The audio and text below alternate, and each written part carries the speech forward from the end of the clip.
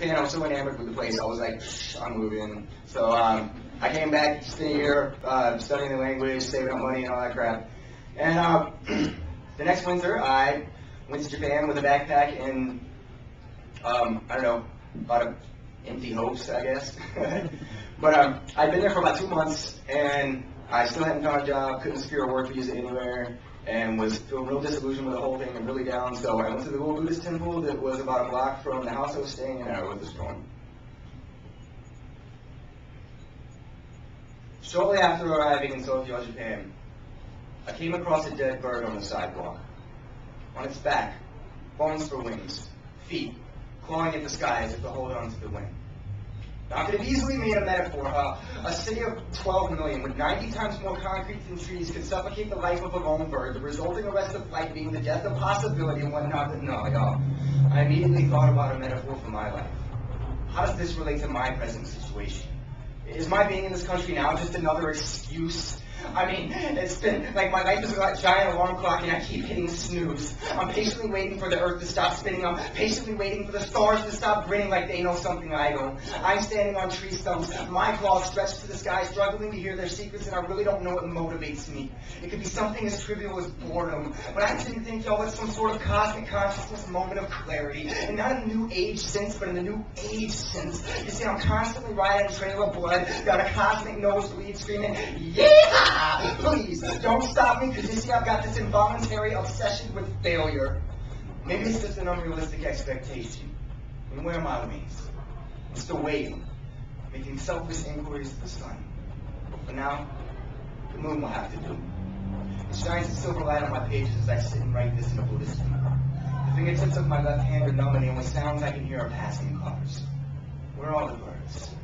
This once holy place is now an ancient sore thumb in an urban megalopolis. Its majestic wooden beams long to fly, but they're held down behind a metal no smoking of pets, food, or drink sign. And this waste of the precious reminds me of a bird. It built its nest on my front porch a few years ago. Soon, its tiny blue eggs hatch, and the baby birds scream their first dreams to the well of the sky.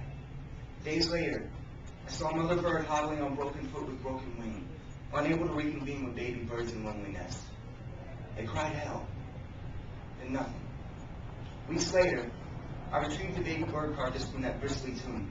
I pulled stinking pine needles and animal hair from its tiny blackened frame, its little beak frozen open in one last hell cry, or as if to breathe in the air in which it never got to fly. And I think of the grand architect that crafted this tiny miracle, inserted each feather, strung the sinews of its neglected muscles, and I'm jealous. I am a noun longing to be a verb, an emulator of the indelible, yet I am but a flicker on a candle wick that's wet. The blink of an eye can encompass life and death, and I want nothing more than to be a single deep breath.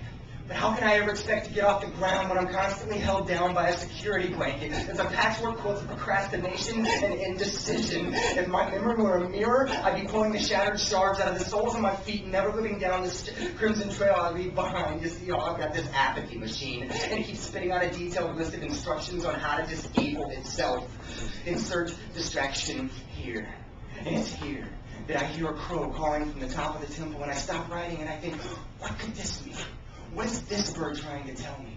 And as I contemplate this, and he argues the same point over and over again with the wind or whoever may overhear him, for the first time I stop and think, you know what? Maybe this isn't about me. Maybe none of this has been about me. Maybe it's simply about a bird that spent the last moments of its life on cold concrete staring at the sky it once owned.